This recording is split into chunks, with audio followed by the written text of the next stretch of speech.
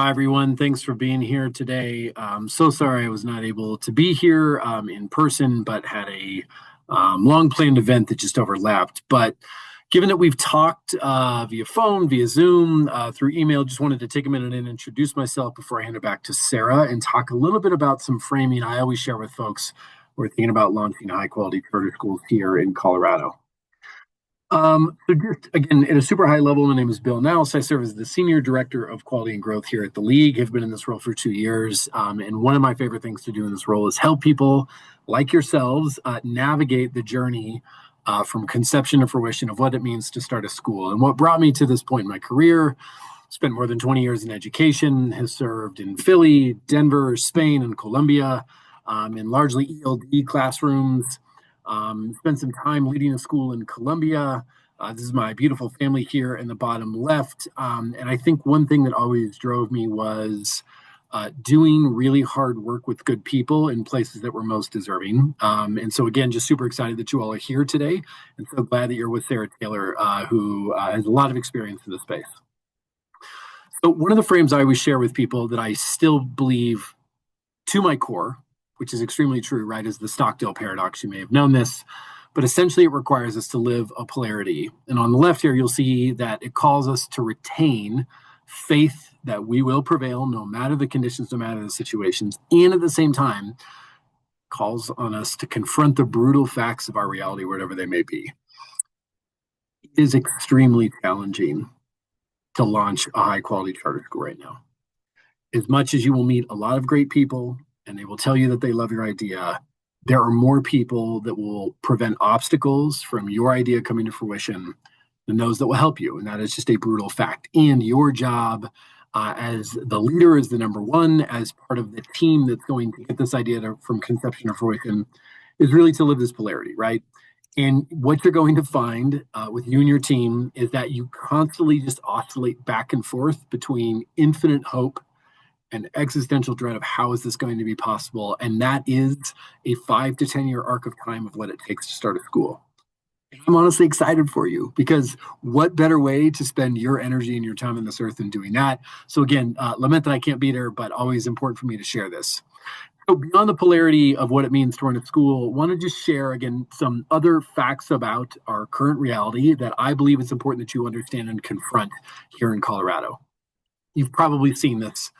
But at the highest level, there are endless headlines which call attention to the fact that there are less overall school-age children than there have been in previous years, decades, and generations. That said, while overall public school enrollment has declined nationally by 1.7 million, charter enrollment has increased during that same time, and there's a reason for that. So I think that this slide sort of lays out this exact polarity of reality is that there are going to be less kids. It's going to be harder to start a school because that is one of your bedrocks is your enrollment, your demand. But the reality is that starting a high quality charter school, particularly in a community that most deserves another option, there is a lot of evidence that you can find success in a really challenging environment.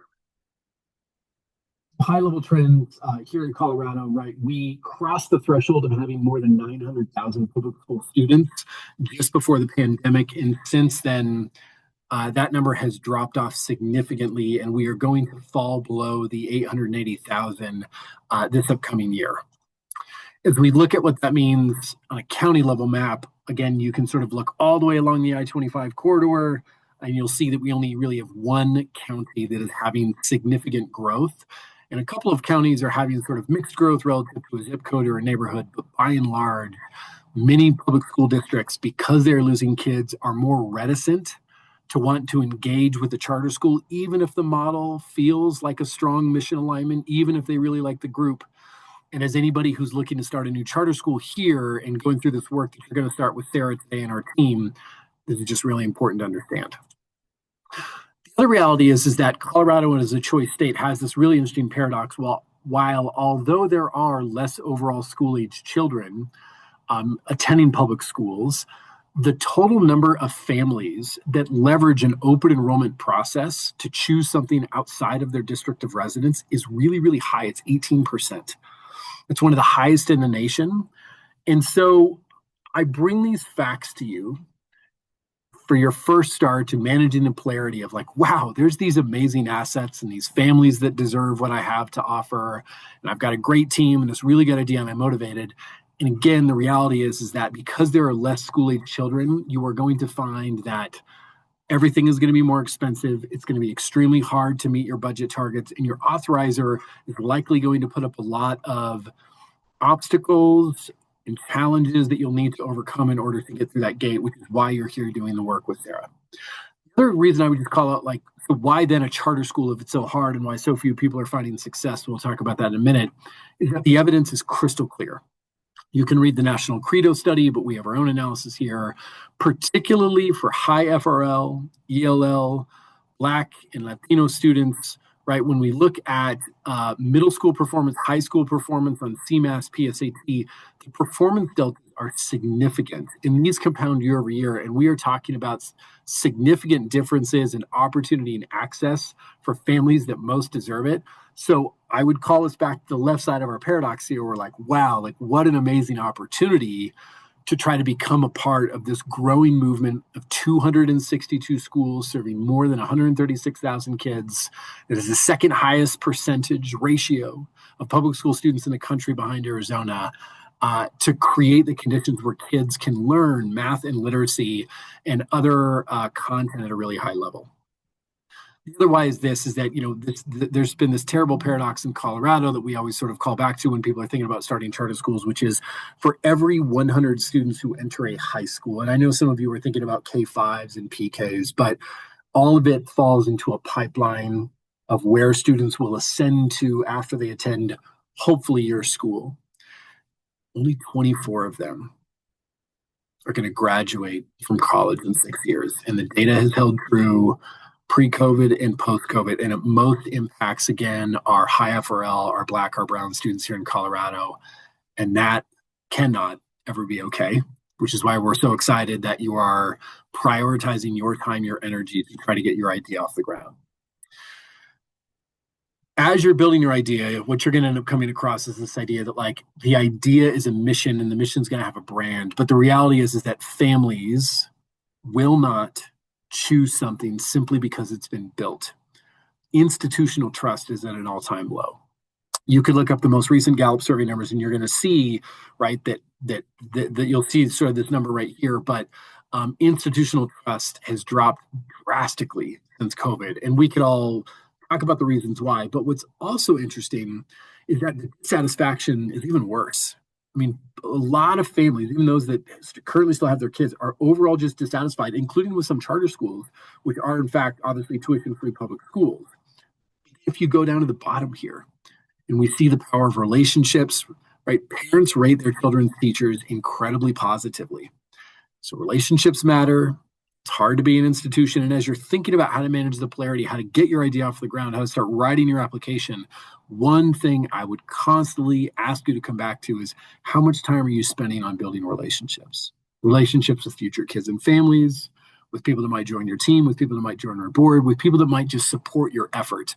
But your ability to build relationships across lines of difference over time and space will be the key indicator for how successful you are in your effort to launch a high-quality charter school here in Colorado.